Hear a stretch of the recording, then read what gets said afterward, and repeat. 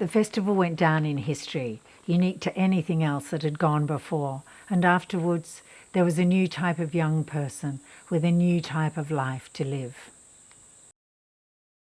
Eventually, we had to sort of create places to live. A lot of tents, of course. We built little bamboo huts and A-frames and tree houses, and every cow bale was taken up with a body somewhere.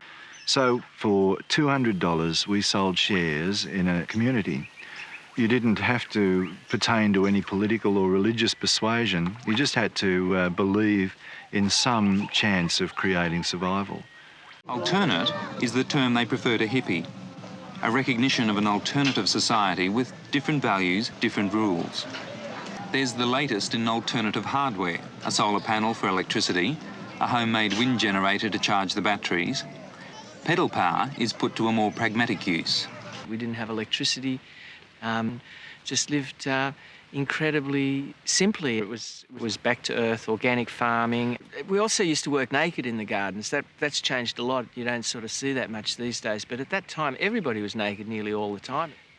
We had thought that we were going to settle down on this piece of land and be caretakers for the meditation centre and spend the rest of our lives meditating, and then all of a sudden it was building and babies and, you know, nothing ever quite settled down again after that. So women wanted to have babies at home, and the first ones were so brave. They asked me, as their friend and healer, to come and assist them at the birth, and it had a life of its own.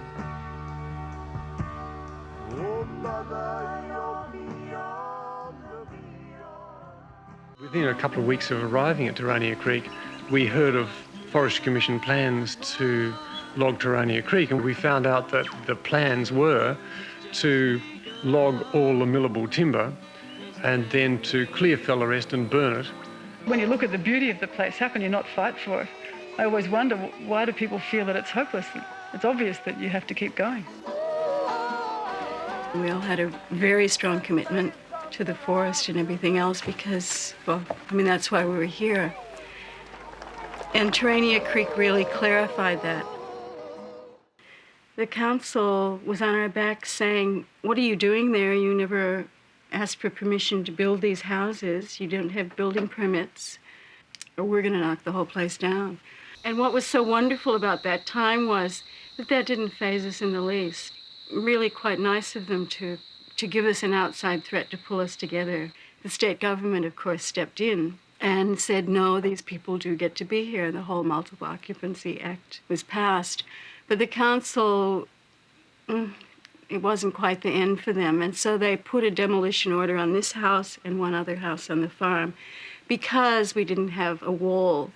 I'm incredibly grateful to live here. My children are just marvellous. I couldn't wish for anything more. I'm so proud of them and I love them so much. And I'm so happy that I've brought them up in this environment where they've had other adults to relate to, all sorts of skills to learn from other people, and a whole range of peers to play with.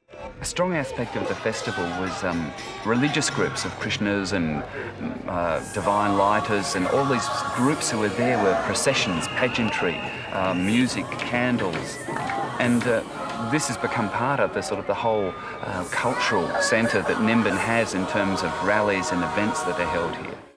There has been this invasion of artists and craftspeople, a whole myriad group of visual and performance artists, of filmmakers, all over the years, and even though it's a one-street village, because of the happenings, the festivals, the events, the concerts, very, very large events which bring together often very different forms of artists in terms of visual and performance artists, having exhibitions in conjunction with dance concerts and live music and cabaret and theatre. And once again, it's this melting pot. Oh, yes, beautiful. Brothers and sisters, we'd like you to understand from Aboriginal point of view, all we ask is please understand you're in somebody else's country. The people in this country, those people in that country, they have a set of values and standards and morals that they live by. John Seed asked Prakantipalo, this Thai Buddhist monk, to come up and give retreats up here. People around Nimbin, they were really, some people anyway, were really looking for something. They were really trying to find something, some spiritual path or something.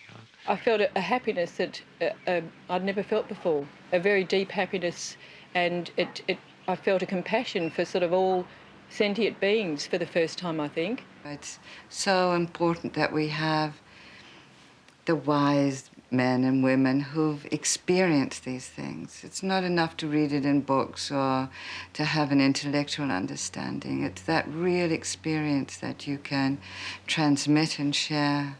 And the important thing that we've really achieved here is a very conscious work towards protecting the environment.